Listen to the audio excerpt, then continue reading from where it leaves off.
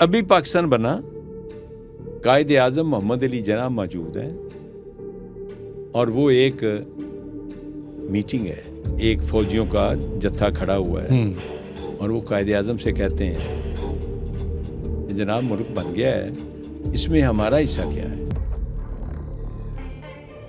अस्सलाम वालेकुम, मैं हूं तारिक बशीर और आज हमारे मेहमान हैं जो हमसे पहले भी मुलाकात हम उनसे कर चुके हैं। सैयद मंसूर गिलानी साहब एक बहुत ही सीजन्ड और तजर्बाकार सियासतदान, वकील, बहुत उन्होंने पाकिस्तान के अदवार को ऑब्ज़र्व भी किया और उनके अंदर वो जिए भी, उनमें से गुज़रे भी, कुछ सख्तियाँ और ऑपरेशन भी उन्होंने फेस किया। बहुत सारी चीज़ें हैं जो उन्होंने, इससे पहले हम इनसे बात कर चुके हैं कि कैसे वो सियासत में आए, कैसे ये सारा सफ़र शुरू हुआ। आज हम उनसे बात करेंगे कि पाकिस्तान में जो डिक्टेटरशिप, फ़ौजी डिक्टेटरशिप्स का रोल है, उसके बारे में उनका क्या कहना है, क्योंकि वो अयूब, याहिया और ज़िया और सारी मुशर्रफ, इन सब की मार्शल लॉ के अंदर वो रहे भी और उन्होंने देखा भी, उनका बगौर उन्होंने जायज़ा भी लिया और उनके अंदर बहुत सारे ऐसे मुशाहिदे होंगे जो हमसे वो शेयर करना चाहें।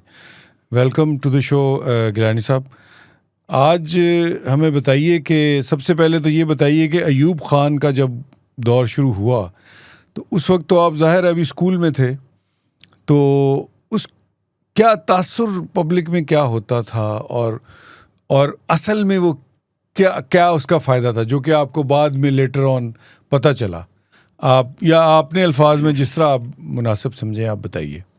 बिस्मिल्लाहिर्रहमानिर्रहीम। मैं आपका शुक्रगुज़ार हूँ कि आपने मुझे फिर बुलाया है। सर, ये बहुत सी बातें होती हैं, हर कोई अपने अंदाज से देखता है। हम तो शुरू से ही फ़ौजी आमरीत के मुखालिफ रहे। बहुत से लोग हैं जो पसंद करते हैं। बहुत बड़े बड़े नाम हैं जिन्होंने मार्शल लॉ की गोद में परवरिश पाई है, फ़ौजी हैचरी की पैदावार हैं जी। और मैं तो कहा करता हूँ कि 7 अक्टूबर 1958 को जब सिकंदर मिर्ज़ा ने मार्शल लॉ लगाया था और अयूब ख़ान को उन्होंने चीफ मार्शल लॉ एडमिनिस्ट्रेटर मुकर्रर किया था, जी। उसके बाद से आज तक कोई ऐसी हुकूमत नहीं है जो उनकी मर्ज़ी के बगैर आई है। जी बिल्कुल। और कोई ऐसी हुकूमत नहीं है जो उनकी मर्ज़ी के बगैर गई है। ठीक हो गया। इसे हर कोई अपने अंदाज से देखता है। मेरा देखने का अपना एक तरीक़ाकार है। जब 7 अक्टूबर 1958 को मार्शल लॉ लगा, उस वक़्त 1959 फरवरी में 1956 के दस्तूर के तहत इंतखाबात होने वाले थे। जी। उसकी इंतखाबी मुहिम जारी थी। मुख्तलिफ सियासी जमातें मैदान अमल में थीं और मैंने ख़ान अब्दुल क़य्यूम ख़ान, जो उस वक्त मुस्लिम लीग के सदर थे, और ज़ाहिर है कि मशरक़ी पाकिस्तान भी और मगरबी पाकिस्तान भी, उस वक्त ये 2 सूबे थे और एक ही मुस्लिम लीग थी, अभी मुस्लिम लीग के हिस्से नहीं बने थे। जी।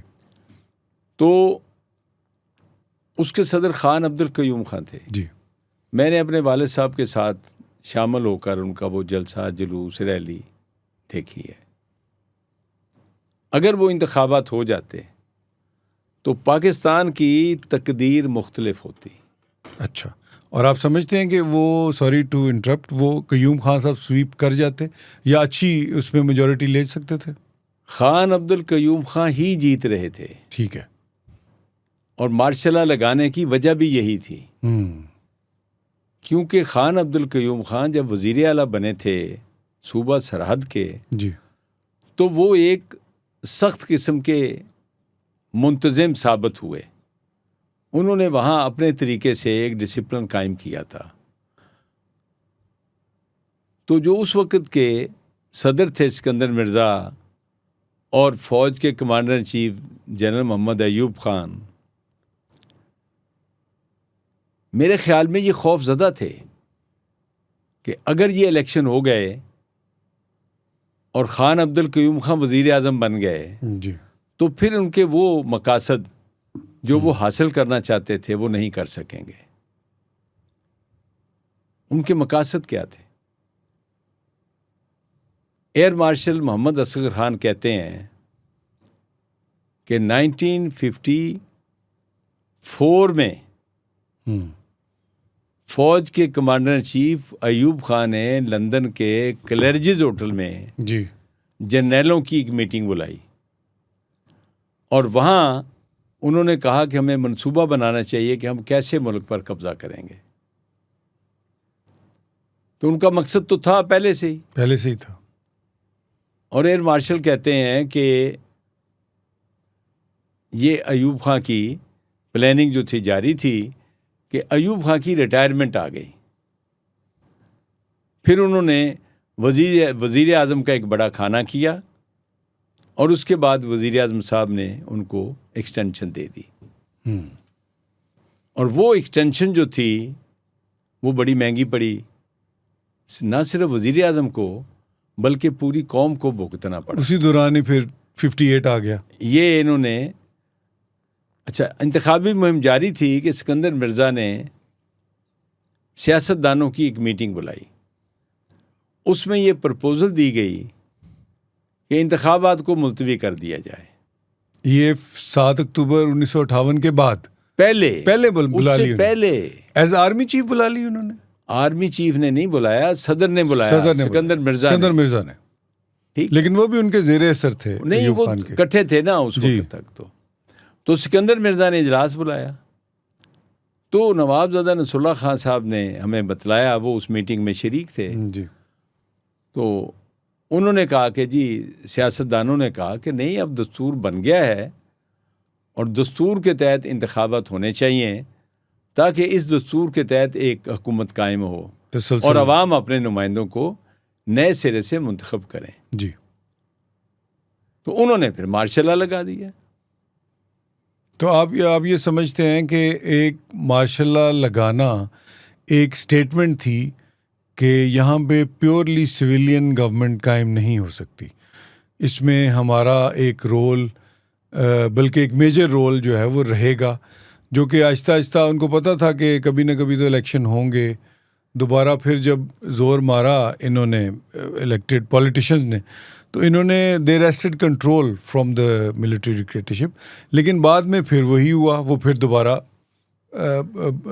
इक़्तिदार में आ गए या असेंडेंट बन गए। तो इसमें आप क्या समझते हैं कि अयूब खान की कामयाबी अगर आप इसको कहें तो उनकी कामयाबी के अंदर पॉलिटिशियन का कितना रोल था, पॉलिटिशियंस जो उस ज़माने के थे? देखिए अर्ज़ ये है कि फिर जब अयूब खान और सिकंदर मिर्ज़ा ने ये काम किया भी, तो ठीक 18 दिन के बाद अयूब खान ने सिकंदर मिर्ज़ा को भी निकाल उनको भी फायर कर दिया। बिल्कुल। और अयूब खान जो कि पहले 2 दिन के वज़ीर आज़म भी बने थे, तो उन्होंने सदारत संभाल ली, सिकंदर मिर्ज़ा को घर भेज दिया। तो उसमें एक बड़ा दिलचस्प वाक़या है कि जिस दिन मार्शल लॉ लगाना था 7 अक्टूबर को, तो पाकिस्तान की फ़िज़ाइया के सरबराह थे एयर मार्शल असगर खान। तो सिकंदर मिर्ज़ा ने उनको बुलाया और बतलाया कि हम तो मार्शल लॉ लगाने जा रहे हैं। तो एयर मार्शल साहब ने कहा कि इससे हमारा क्या ताल्लुक़ है। उन्होंने कहा कि जी, आप बलिहाज़ ओहदा deputy chief marshal law administrator होंगे। अच्छा। उन्होंने कहा कि वो जो मर्जी होगा, लेकिन एयर फोर्स कोई ड्यूटी नहीं करेगी, मार्शल लॉ ड्यूटी नहीं करेगी। अच्छा, ये वहाँ से एक तसलसल बना हुआ है कि एयर फोर्स ने कभी भी इस तरह की ड्यूटी नहीं की। पहले दिन मार्शल लॉ लगने से पहले ही असगर खान ने ये बात कह दी उनको। फिर अयूब खान और सिकंदर मिर्ज़ा की उनकी लड़ाई शुरू हो गई, जिसका सबको पता था, वज़ीरों को भी पता था जी। बल्कि वज़ीर एक दूसरे से पूछते थे कि आपको किसने लगाया वज़ीर, कोई कहता था अयूब खान ने लगाया, कोई कहता था मुझे सिकंदर मिर्ज़ा ने लगाया।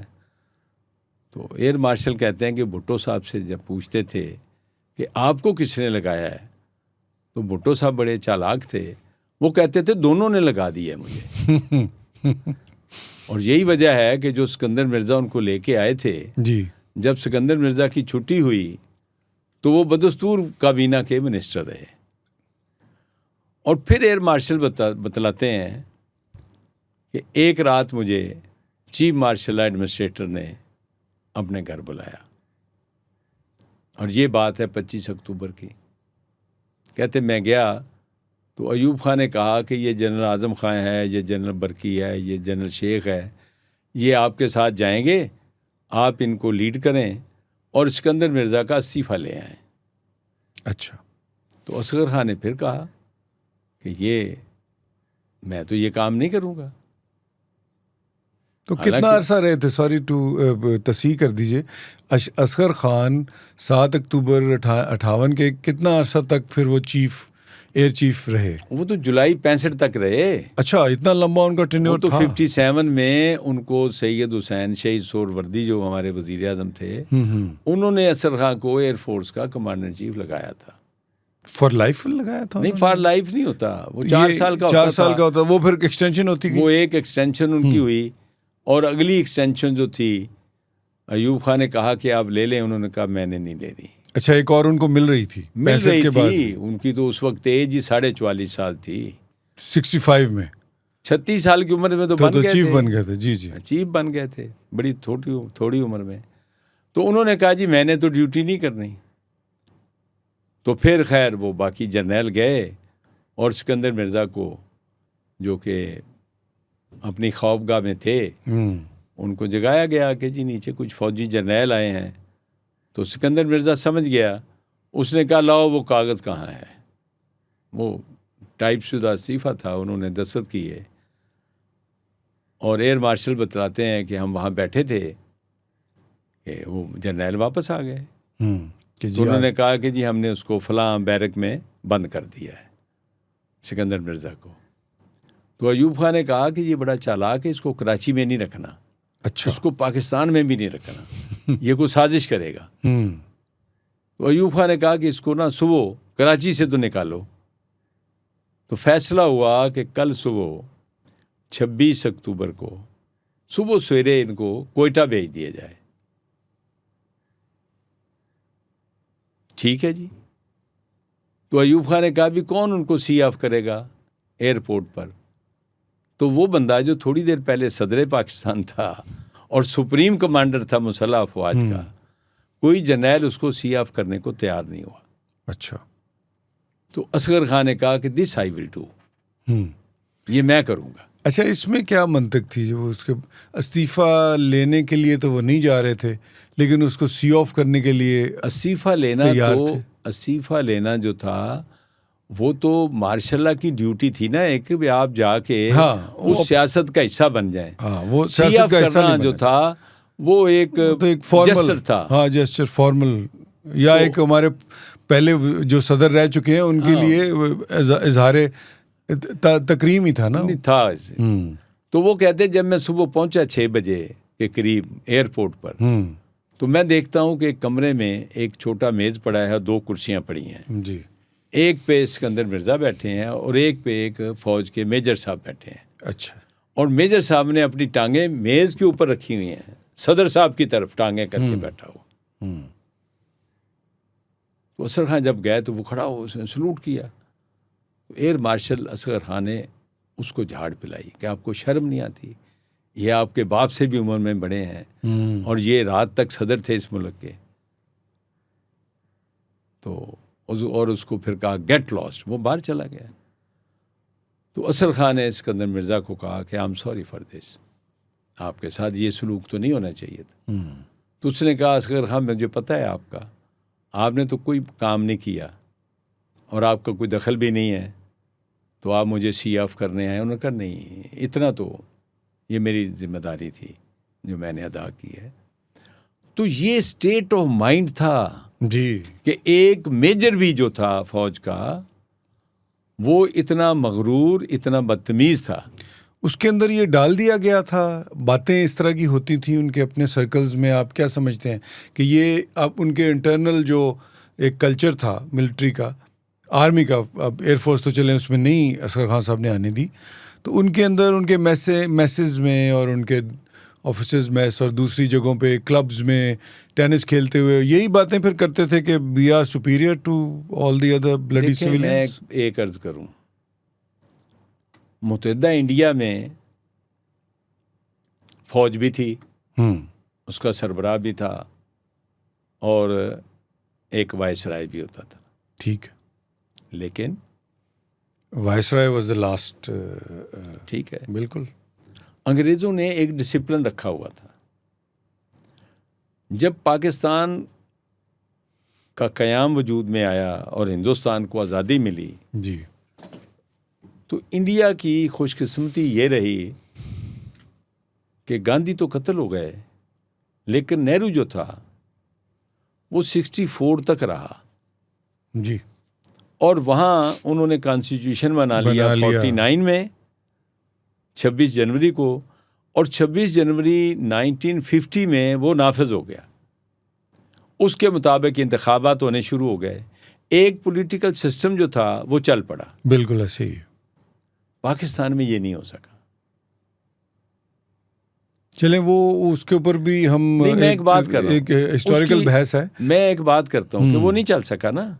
तो ये उस वक्त आप समझते हैं कि बीज बोए गए डिक्टेटरशिप के? मैं सिर्फ इस हवाले से बताना चाहता हूं जो आपने सवाल किया कि अभी पाकिस्तान बना, कायदे आज़म मोहम्मद अली जिन्ना मौजूद हैं और वो एक मीटिंग है, वहाँ फौजी जर्नैल भी हैं, उनका एक फौजियों का जत्था खड़ा हुआ है और वो कायदे आज़म से कहते हैं कि जनाब मुल्क बन गया है, इसमें हमारा हिस्सा क्या है। ये बात कायदे आज़म को कही गई। तो फिर उनका एक वो फेमस जो एड्रेस है कोयटा का आया कि you are servants of the country, और उसके जो रूल करने वाले हैं वो पॉलिटिशियन है। आपका काम है सिविल हुकूमत की बनाई हुई पॉलिसियों पर अमल करना और बस। बिल्कुल यही। कायदे आज़म के ज़माने में तो ये काम चल गया, बाद में ये खुसर फुसर जो है ना ये जारी थी, उसी का नतीजा था कि ये सब कुछ हुआ। जैसे कि मैंने कहा कि 54 में अयूब खान ने कहा कि मार्शल लॉ। चलें ये सॉरी मैं आपको कता कलामी, यहाँ तक तो हम आ गए असबाब उसके, ये तो हम सबको, हमें लोगों को उसका पता भी है। लेकिन ये जब एक कल्चर और हमारे सिस्टम का हिस्सा बन गया तो फिर ये एक सियासतदान के लिए कितना मुश्किल होता था कि इसी सिस्टम के अंदर वर्क करे, इसमें से ही अपना एक पॉलिटिकल करियर भी बनाए और उनकी जो एक प्रेजेंस है उसके ऊपर उसको भी बर्दाश्त भी करे और उससे काम भी निकाले। तो लेकिन उसका नुकसान भी होता गया। आपको पता है कि फिर उसके बाद मशरकी पाकिस्तान का इशू खड़ा हो गया और याह्या खान साहब ने जो कुछ किया वो भी हम सबके सामने। तो हम थोड़ा सा स्विफ्टली मूविंग ऑन, अगर हम अयूब खान साहब के ज़वाल की तरफ आ जाएं और याह्या खान साहब के आगाज़ की तरफ, तो उसकी क्या आप समझते हैं वजूहात थी? देखिए अर्ज़ ये है कि अयूब खान ने जब इक़्तिदार संभाल लिया जी, उसके बाद उसको ज़रूरत थी कि कोई इंतज़ाम किया जाए जी, क्योंकि 56 का जो दस्तूर था वो तो उन्होंने ख़त्म कर दिया था, एब्रोगेट कर दिया था। उसके बाद अयूब खान ने, ये वैसे लगता लतीफ़ा है जो मैं सुनाने लगा हूँ, लेकिन ये वाक़या है, उन्होंने उस वक़्त के चीफ जस्टिस, ये आम तौर पर लोगों को नहीं पता,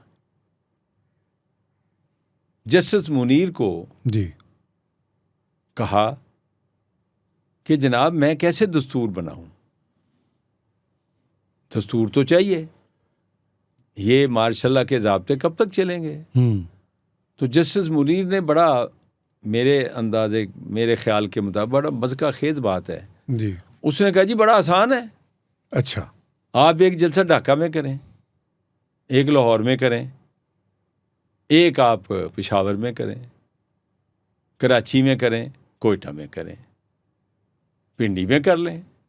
ये बड़े शहर हैं, यहाँ आप जलसे करें और कहें कि जनाब ये मैंने दस्तूर बना दिया है, मंजूर है, लोग कहेंगे मंजूर है, दस्तूर बन जाएगा।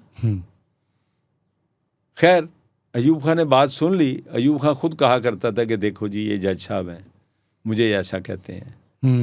फिर अयूब खान ने 1962 का दस्तूर दिया जी, और कहा कि मैं जनरल मोहम्मद अयूब खान आपको एक दस्तूर दे रहा हूँ।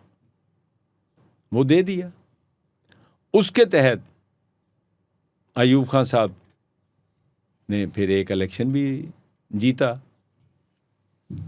फिर 1964 में एक इंतखाबी मुहिम शुरू हुई उस दस्तूर के तहत। उसमें मैंने पहले भी अर्ज़ किया है कि मादर मिल्लत जो थी वो अपोजिशन की उम्मीदवार थी और अयूब खान जो थे वो हुक्मरान जमात जो कन्वेंशन लीग थी। चूँकि उन्होंने फिर एक पॉलिटिकल पार्टी बनाई और मुस्लिम लीग का कन्वेंशन तलब किया। क्योंकि अगर कौंसिल की मीटिंग होती तो कौंसिल की मीटिंग ने तो उनको मुंतखब नहीं करना था, क्योंकि पार्टियां जब ख़त्म कर दी थी तो मुस्लिम लीग थी, तो इसी वजह से फिर उसका नाम कन्वेंशन लीग बना। कन्वेंशन लीग पड़ गया और दूसरों ने अपनी कौंसिल की मीटिंग बुला ली तो वो कौंसिल बन गई। वो कौंसिल मुस्लिम लीग बन गई। मुस्लिम लीग दो हिस्सों में तकसीम हो गई।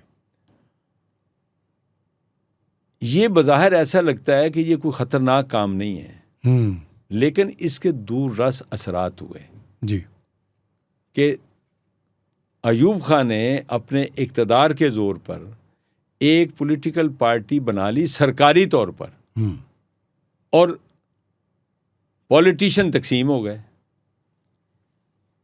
और बड़े बड़े नाम हैं, बड़े बड़े मुस्लिम लीगी थे जो असल मुस्लिम लीग को छोड़कर अयूब खान के साथ चले गए ताकि वो इक़्तिदार में रह सकें।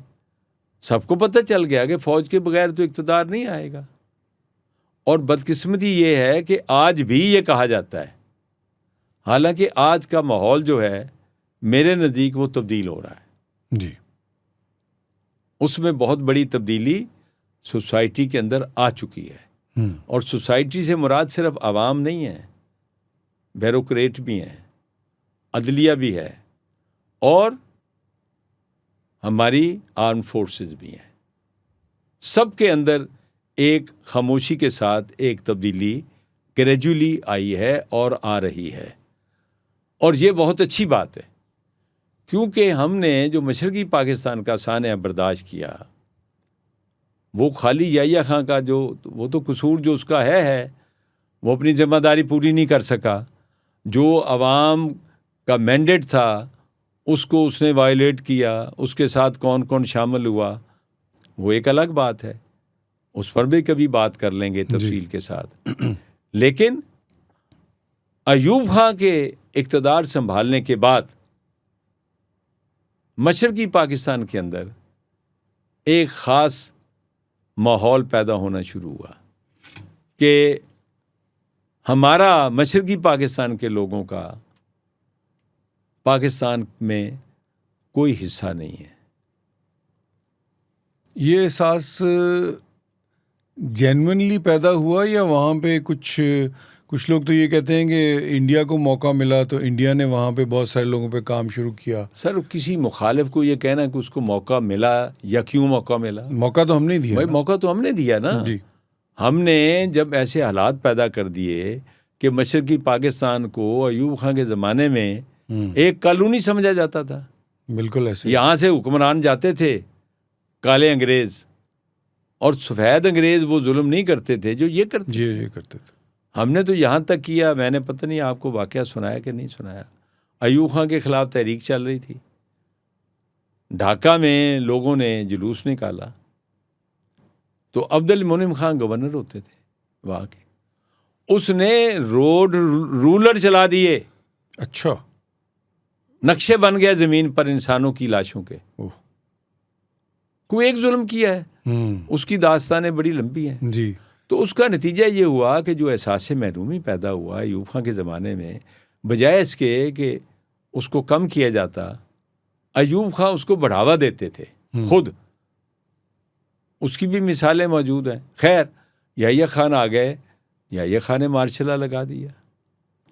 फिर उसने कहा जी मैं इलेक्शन करा रहा हूँ जी। उसने 62 का दस्तूर तोड़ दिया, बजाय इसके कि चलें उसको अमेंड कर देता कि जी ठीक है पार्लिमानी निज़ाम कर लें या सदारती में ये तब्दीलियां कर लेते हैं, जो भी अवाम की ख्वाहिशात थी। मैं कथा कलामी वो वहाँ पे उस ज़माने के अंदर जो किताबों में भी हमने पढ़ा है, लोगों से सुना है कि कल्चर ये था कि अगर आपने प्रेसिडेंट साहब के करीब होना है तो कुछ लोग थे उनके साथ आप ज़रा उनके कुर्बत हासिल करके तो उन पार्टियों में वो आप शिरकत करते थे जो कि रात को सजाई जाती थी, तो आप फिर याह्या खान साहब के करीब हो जाते थे और आप एक सक्सेसफुल सियासतदान बनने की तरफ एक कदम उठा लेते थे।